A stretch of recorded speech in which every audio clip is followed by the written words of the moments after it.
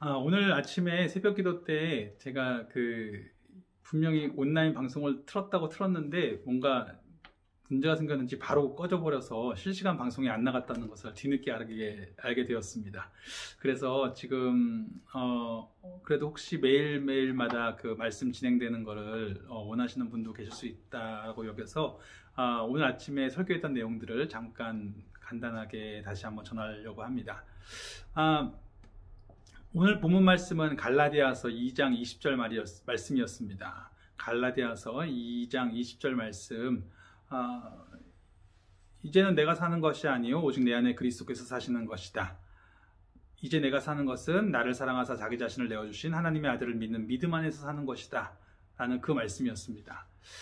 저희가 그리스도인의 정체성을 한마디로 고백하면 그리스도와 연합된 사람, 그리스도의 생명으로 사는 사람입니다. 즉 그리스도께 속한 사람이 되었다. 나는 이제 내 생명으로 사는 것이 아니라 그리스도께 속한 사람으로 산다라는 것입니다. 그런데 이것을 이제 요한복음 3장에서는 이렇게 그리스도로 다시 태어난 생명을 다시 거듭났다라고 이야기하죠. 다시 태어났다. 근데 이 다시라는 헬라어를 제가 여러 번 말씀드렸었지만 이 아노덴이라고 하는 헬라어인데 위로부터라는 뜻이 먼저 강합니다. 그래서 위로부터 태어났다는 거예요. 근데 이 말은 다시 말을 바꾸면 아래로부터 태어난 사람이 있다는 거죠. 지금 무슨 말이냐면 우리는 이미 육체 속에서 다 아래로부터 태어난 겁니다. 육체 속에서 태어났는데 또 위로부터 태어난 생명도 같이 가지고 살게 된 거예요.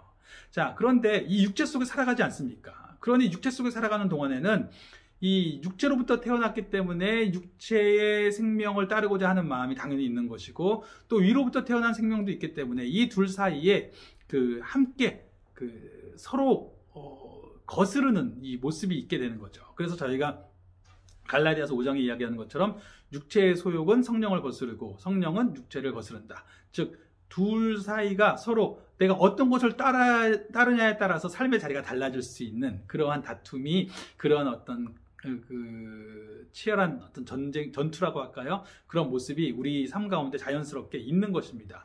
우리가 육체 속에 살아가는 동안에는 평생에 걸쳐서 있게 되겠죠. 사실 이 육체의 어떤 소욕이 얼마나 강합니까? 우리는 자신의 의로 살아가려고 하죠. 자신의 성취, 자신의 자격, 자신의 어떤 정결함으로 살아가려고 하는 마음이 많습니다.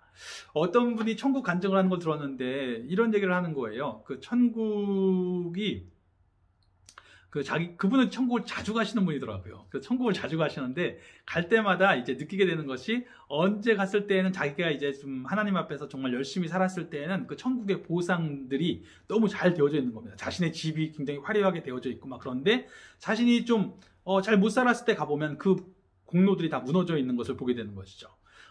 그러다 보니까 정말 열심히 살아야겠다라는 이제 말씀을 하시는 거예요. 그런데 제가 그 이야기를 들으면서 한편으로는 그래 정말 우리가 이 땅에서 충성되게 살아야지 라는 마음도 생기지만 다른 한편으로는 저게 뭘까라는 생각도 드는 겁니다. 실제로 그 영상을 보신 다른 분이 하는 이야기가 정말 나에겐 소망이 없다라는 얘기예요. 나에겐 소망이 없다. 나는 정말 저렇게 살 자신도 없고 저렇게 내가 정말 준비되어서 하나님 앞에 설 자신이 없다라는 겁니다. 근데 사실은 우리가 다 그렇죠. 우리가 사실은 우리가 이렇게 뭔가 하나님 믿고 나서 열심히 살아가려고 하는 모습이 어떤 면에서는 바른 것 같지만 자칫 잘못하면 내가 하나님 앞에 쓸모 있는 존재가 되어서 큰 보상을 받을 만한 자격이 되었다라는 이런 관점으로 나아갈 수 있는데 이것은 굉장히 조심해야 될 부분인 거죠. 제가 사실은 그 소망이 없다라는 이야기를 들으면서 그분의 간증이 정말 바른 것인가라는 생각을 많이 하게 되었거든요. 사실 우리가 어떻습니까? 우리가 다 지금 보시기에는 다 괜찮아 보이지만 괜찮아 보이시죠? 괜찮아 보이지만 사실은 그건 제가 보기에 괜찮아 보이는 거고요. 여러분이 보실 때는 얼마나 부족함이 많겠습니까? 저분이 좀만 좀 저렇게 행동했으면 좋겠는데 좀 삶이 좀 달랐으면 좋겠는데 저분이 조금만 더 성격을 좀 바꿨으면 좋겠는데 이런 여러 가지 생각을 하실 수 있지 않겠습니까? 우리는 사실은 우리끼리 보기에도 엉망진창이죠. 우리끼리 보기에도 다 부족한 사람들이에요. 그런데 하나님이 보시기엔 어떻겠습니까? 우리의 자격으로 하나님 앞에 나아갈 수 있는 사람은 아무도 없습니다. 그래서 다시 한번 고백하는 것은 구원은 절대로 자신의 정결함에 집중해서 이루어질 수 있는 것이 아니라는 것입니다. 우리는 우리가 죄를 짓고 그 죄에 슬퍼합니다. 그것이 좋을 수 있어요. 그러나 죄를 지으면서 이렇게 얘기하죠. 다시는 내가 이 죄를 짓지 말고 살아야지. 다시는 정결하게, 정말 주님 앞에 정결하게 살아야지 라고 생각하지만 매일같이 경험하는 것이 무엇입니까? 또 쓰러지고 또 넘어지죠.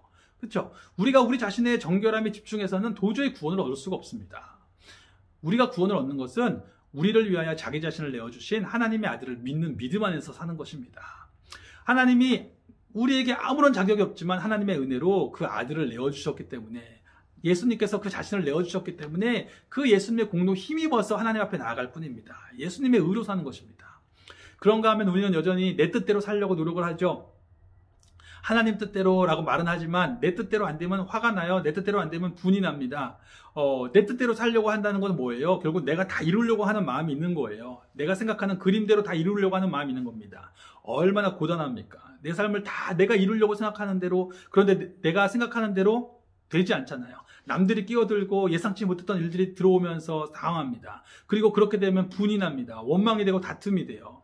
결국 그렇게 사는 것이 얼마나 괴롭습니까? 그런데 우리가 사는 것은 사실은 이제 내가 그리스도의 몸이 되었고 하나님의 나라의 지체가 되었다는 것, 즉 하나님의 뜻을 따라 살아가게 되었다는 것을 알게 된 것입니다. 이제 나는 그리스도의 몸의 일부일 뿐이에요. 그리스도의 나라의 지체일 뿐입니다. 그것을 알면 하나님이 보시는 큰 그림을 알게 되는 거예요. 그런 그림을 아는 사람은 이제 내가 내 삶의 자리에서 내게 맡겨진 자리를 감사함으로 살아갈 뿐이지, 내가 내 뜻대로 될 것을 기대하면서 살아가는 것이 아닙니다. 사실은 저도 목회를 하면서 경험하게 되는 것 중에 하나가, 이제 이제 하나님 안에서 원하시는 어떤 멋진 공동체가 되었으면 좋겠다, 교회가 되었으면 좋겠다, 이런 생각을 하는 거죠. 그런데 그런 기대 가운데 자연스럽게 들어오는 마음이, 그 공동체에 어떤 꿈을 쫓다가 보니까 왜 저 사람은 내 뜻대로 안 따라오지? 내가 생각하는 공동체의 모습 이게 맞는 것 같은데 왜 안 따라오지? 이런 생각이 들면서 사람을 사랑하기 어려워지더라고요. 당장 내 옆에 있는 사람을 사랑하는 것이 사실은 아버지의 가장 크신 뜻 아닙니까? 하나님이 세상을 이처럼 사랑하사 독생자를 주셨으니 이는 저를 믿는 자마다 멸망치 않고 영생을 얻게 하려 하십니다. 즉 하나님의 뜻은, 하나님이 세상을 보니 공동체가 멋진, 하나님이 보시는 멋진 어떤 교회가 없어서 이 땅에 아들을 보내셔서 멋진 교회를 세우게 하셨다, 이렇게 하신 것이 아니라 하나님이 세상을 이처럼 사랑하셨고 그 아들을 보내셔서 누구든지 그를 믿는 자마다 생명을 얻게 하시려고 보내신 거거든요. 즉 하나님의 뜻은 생명이고 사랑인데, 사실은 내가 생각하는 어떤 하나님을 믿는 건 이럴 거야, 하나님을 믿는 사람들의 공동체는 이런 모습일 거야 라고 하는 의도는 좋지만, 내가 생각하는 뜻에 사로잡혀서 그 뜻대로 살아오지 않으면, 뜻대로 따라가지 않으면 그 다른 사람들을 판단하고 사랑할 수 없게 되는 모습들이 우리 가운데 있지 않습니까? 우리는 주님의 뜻을 바라보고 살아가는 사람들입니다. 주님의 나라를 바라보고 있는 사람들이고, 주님께서 우리를 향하여 가지고 계신 그 사랑의 뜻에 우리가 빚어지기를 바라는 사람들일 뿐입니다. 그리고 그 사랑의 뜻 가운데 내게 원하시는 삶의 자리를 살아감을 통해서 하나님이 이루실 더 큰 사랑의 그 계획, 뜻을 볼 뿐입니다. 그러므로 우리가 오늘도 고백하게 될 것은, 우리가 육체의 소욕을 따르는 것이 아니라 성령을 따라 행한다는 것입니다. 성령은 우리 안에서 하나님의 사랑을 온전하게 빚어가십니다. 로마서 5장 5절의 말씀처럼 우리에게 부어준 성령으로 말미암아 하나님의 사랑이 우리 마음에 부어진 바 되었다고 했습니다. 즉 하나님의 사랑을 우리 안에 온전케 하시는 분이 성령님이세요.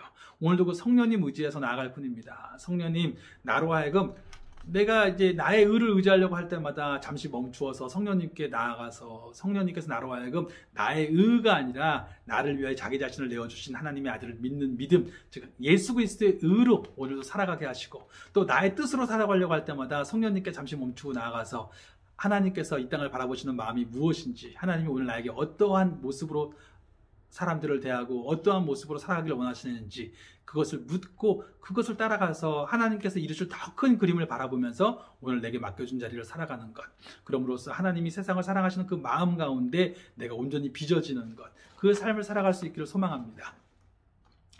오늘도 성령을 따라 행하시는 하루 되기를 소망하며 오늘 하루도 주님 안에서 승리하십시오. 감사합니다. 같이 기도하겠습니다.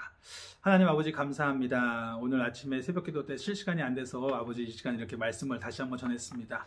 말씀을 나누는 모든 성도분들 함께 하시고, 아버지 정말 우리가 나의 뜻을 따라가려고 하는 이 육체의 소욕 가운데 따르지 않게 하시고 저희가 성령을 따라서 성령 안에서 하나님 우리에게 내어주신 그 아들을 믿는 아들의 의로 또 그 아들을 내어주신 하나님의 사랑의 그 뜻으로 살아갈 수 있도록 주님 붙잡아 주시옵소서. 오늘도 우리가 주님의 사랑에 빚어진 바 되어서 살아가매 우리를 통해서 더 큰 하나님의 구원의 계획을 이루실 하나님의 나라의 통치를 이루실 하나님을 찬양합니다. 우리 주 예수님의 이름으로 기도합니다. 아멘.